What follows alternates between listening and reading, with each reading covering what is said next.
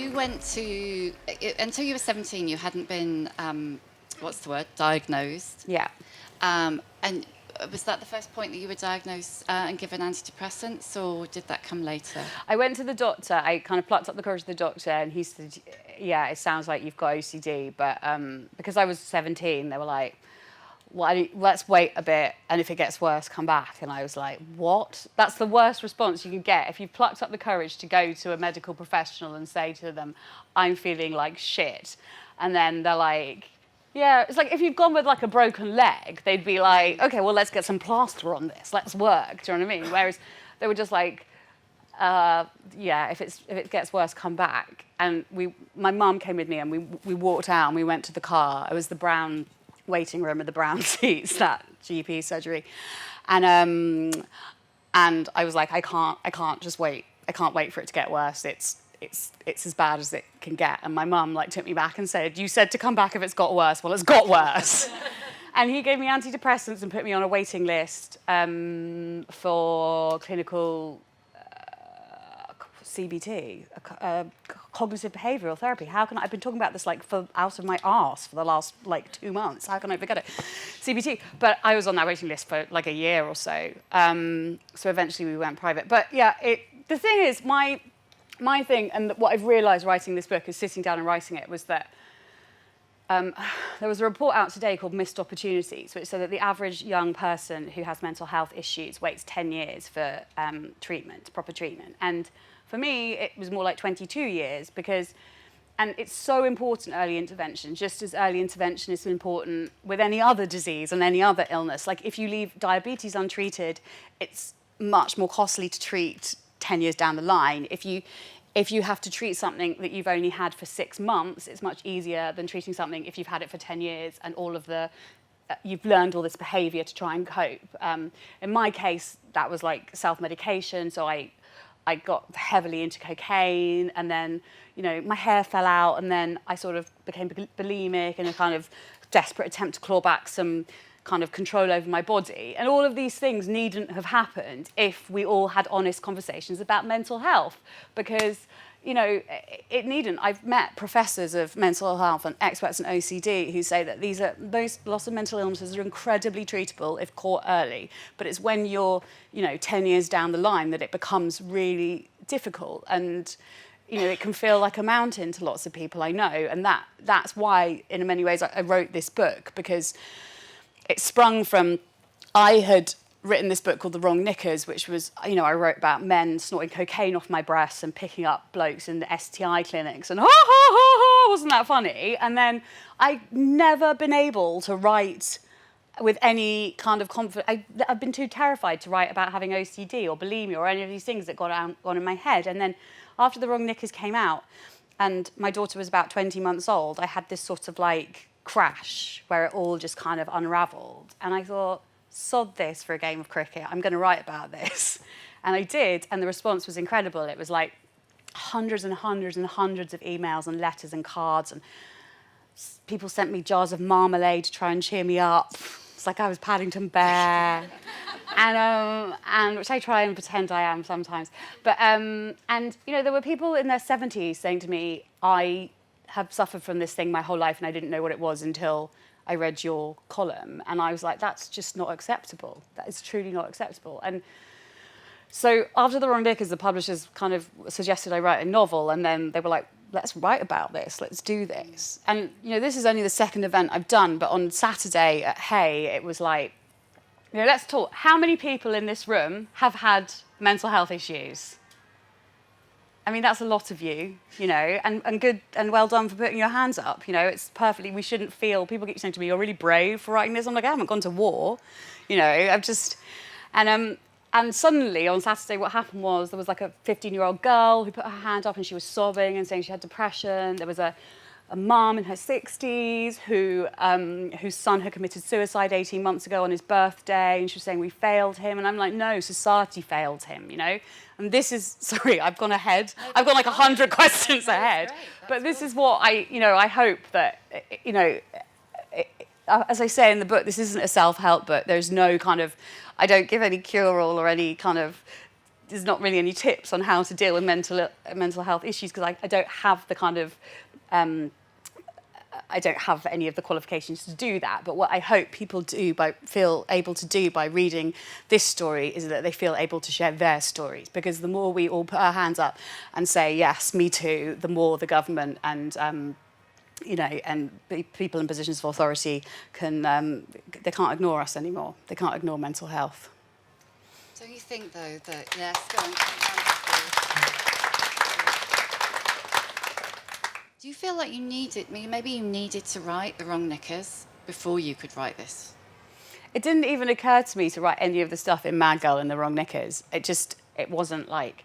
And I wrote The Wrong Knickers in 2013, so it's not that long ago, but I didn't even connect it. I didn't even think that the fact I was spangled off my tits on coke three nights a week was because I might have some sort of Might be suppressing something. I didn't even link them all together. And, and I think I'm a kind of a reasonably intelligent woman. I'm 35, and that it's taken this long for me to work it out, and with support and resources and, around me. And I just think it frightens me, it terrifies me what people have, what the actual real landscape is out there if you don't have any of those things. If you're a single mother, or if you're a young girl or a young boy who, doesn't feel able to be able to talk to their parents, or, it needs to change. Society needs to completely shake up the way it thinks about mental health and talks about it too. Some of the emotions you describe, actually, and I reread The Wrong Knickers last night. I'm sorry. As well. Yeah, sorry, it had to be done. But actually, I think you do describe a lot of the same emotions in The Wrong Knickers as you do in Mad Girl. It's just that you approach them from a different way. But that sense of... that I think a lot of people in the room will recognise. I don't want to say not neediness. I mean, you describe it. No, as I am neediness. needy, but I don't. No, But also, women get described as needy, and men are like, I don't know Yeah. what they are. Charming. Oh, he likes me. So it's not neediness at all, but it's that sense of I've done a thing to make this happen, and if I behave in a different way, I'll be able to change that. And I think that's a society makes you feel like you might have brought that on yourself somehow, and so you wouldn't even know that you might. That there might be something more going on, feeling that, because that's almost normal. Yeah. I mean, The Wrong Knickers, I can't touch with a barge pole. I don't know. It's like I've forgotten it. People go, oh, that bit where... And I'm like, well, did I do that, really? But it was like, for me, writing as well is a very kind of... I got quite ill after... Sorry, I'm completely veering off questions here. here. We're all over the place. It was good to kind of I got quite ill after Mad Girl, because you knew that writing about mental illness would kind of make you feel mentally ill. But it was good. It was good to kind of get it all down and be able to join up those kind of jigsaw puzzle pieces, and then kind of go, okay, that's it. There's a chapter in it about a relationship I had when I was 19 with a man, a very abusive man, and I didn't want to write about him in The Wrong Knickers, even though he played a huge part in my 20s, because I just didn't want to give him the oxygen of publicity. And I feel, sorry, it's really hard talking about it, even though I've written about it and I've kind of invited everyone to come here. And but things that was really difficult. Again, that's another kind of snowballing effect of not getting mental health treated, is that I was really vulnerable. And when you're really vulnerable, you're vulnerable to kind of vampires and people that, want to abuse you, want to drain you, and I had this boyfriend who, I thought I loved him, but he just seemed to hate me. It was like he ripped off necklaces, he'd slammed my arm in the door and locked me in the garden, and I was thinking about this the other day when I was reading about Amber Heard and Johnny Depp, and I don't know what's going on there, but everyone's like, no, Johnny Depp couldn't have done it. He's Johnny Depp. And, I'm looking at my friend Laura, who knew this bloke, but he was very good looking and very charismatic, wasn't he? But he was... but he was, Laura's not looking convinced. But behind closed doors, he was a psychopath. And... yeah, but actually it was really helpful, because I still have dreams to this day where I'm walking down the street with my husband, who's the complete opposite, and then he just suddenly morphs into this horrific ex, and I kind of get in a cold sweat, and I'm 10 years on, you need to kind of deal with that, and I feel I have. I've kind of gone, okay, But it's amazing that even my mum and my sister, when I go, he did that, they're like, no, he couldn't have. You know, they can't quite. Because he was too nice, It's too too charming. nice, yeah. But yeah, that was not the answer to the question that you wanted, I was can't it? even remember what the question was, but it doesn't matter because it's really interesting. And it kind of brings me on to one of the things I was thinking is this book, even more than The Wrong Knickers, which was astonishingly frank, this book is disarmingly honest. I mean, it's amazingly honest. And it reminded me, and I think you've used it in here, that the piece that you wrote about bulimia for the Pool last summer, which was the only honest piece about bulimia that I've ever read, about the fact that it might make you thin, it will make your gums recede, it will make your teeth rot, it will, I'm missing a tooth, yeah. I'm just being honest, yeah. It won't make you beautiful, it will make your blood vessels burst.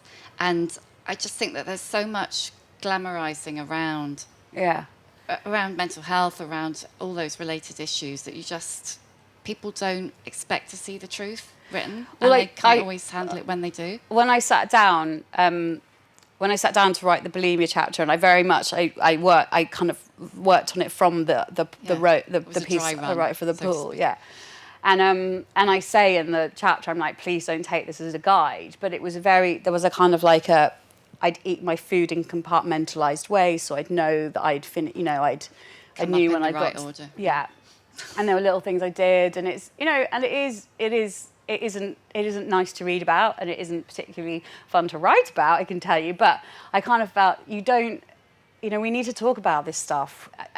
I know even this morning on Good Morning Britain, someone came up to me and said, my son's just been diagnosed with, it's like everywhere I go, people are, saying, oh, me too. And I just think I have no problem in, people talk about being honest, but I don't know, there's no other way I could be about it.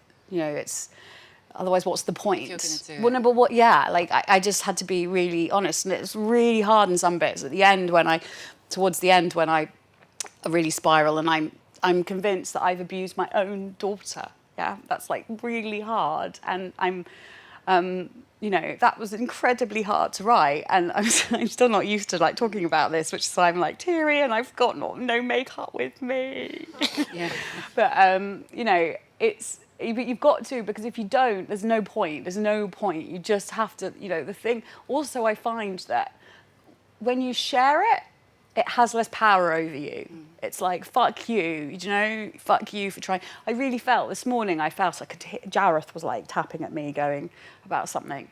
And I was like, fuck you, you're not going to ruin today for me. You're not, I'm going to put this in, and I'm going to show everyone what a fucking liar you are. You're a liar and you ruin people's lives, and I'm not going to allow it anymore. Anyway, so the way you deal with lies is being honest. Writing a book. And all mental illness, can I just say quickly, all mental it. illness lies to you. All mental illness lies to you. Be it eating disorders, be it depression, telling you you're not good enough, all of it lies to you. It fucking lies to you. That's what it has in common. It tells you you're not a good person, you're not worthy, and it can just, it's a liar. Remember that when you're at your lowest ebb, it's lying to you. But getting to the point where you can take that and go to a doctor and say, I need help, and go back, if they say, come back when you need help more. Yeah. That takes a lot of confidence that you haven't got if you've got that voice. No, it doesn't. And I don't have any answers. All I have is actually in Hay again, a man in his sort of 60s stopped me and he said, I've had depression and I've tried all these things. And I said, just carry on trying, because also what I found is, a therapy, for example, like it's a bit like finding a good therapist is a bit like finding a good boyfriend, basically, and it takes a lot of time. Needle in a haystack. And and they say, well, you got to give it a chance. Actually, I'm very much, but if you don't sort of feel that connection immediately, sack it off and try someone else, or try something else, be it CBT or psychotherapy or, hypnotherapy or whatever. But I think the very act of actually taking some sort of control over what you're feeling is incredibly powerful in itself, and in itself makes you feel a lot stronger. What's your hope for this book? What do you want this book to achieve?